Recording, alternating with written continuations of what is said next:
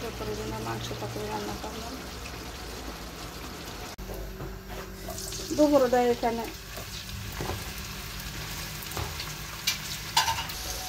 একটা গরু মাংসটা রান্না করে দিতেছি, কারণ একটু কাজ আছে, ওর বাড়ি যাবো 2:30 বাজে। তো বাড়িতে রান্না করতে ভালো লাগে না, গরমের দিন আমার বিকালবেলা হইলে ফাঁক করে অনেকে। পেঁয়াজটা ভাজা হয় নাই, আর একটু নিয়ে ভাজবো। তো এখানে আদা রসুন দিই না, হলুদের পাখি, মরিচের পাখি, আর একটা কাঁচামরিচ, লবণ, আর হচ্ছে মানে গরুর মাংস একটা মশলা থাকে ওইটা,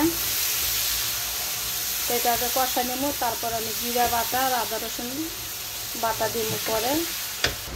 এখানে জিরা বাটা আদা রসুন বাটা দিয়ে দিলাম। এটা আরও 20 মিনিট কষা নেব। তারপরে মশলাটা কষানো হইলে মাংস দিয়ে দেবো। তো এটা আজকে বুনো হইব, মানে একটু শুকনা, আবার এত জল মানে পরিমাণ মতন।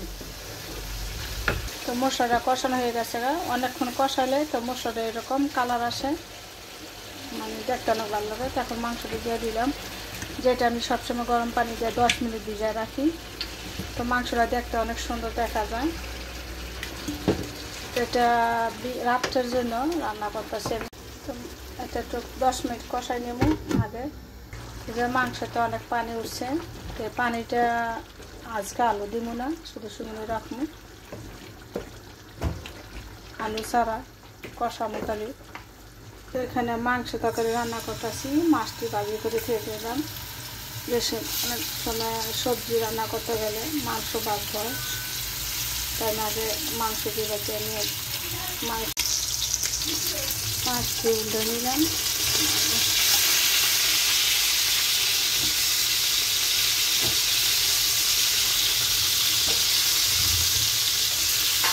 দেশের মাছ, আবার মনে করেন না দেশের মাছ।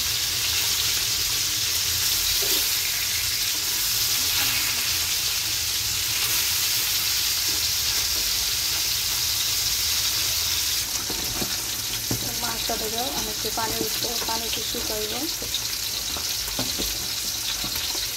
তো বিকালে খালি একটা সবজি তরকারি রান্না করি, দেখে কি করতে পারি। সবসময় শুরু দিতে পারি না, আগে বাচ্চাদের খাবারটা তৈরি করে নেই। মাংস মোটামুটি কষানো হয়ে গেছে, আর তো কষাই নেব।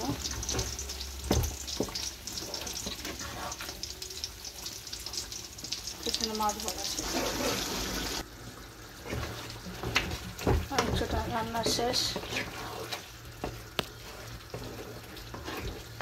আলু দিব না, ঝোল দিব না, এতটুকুই।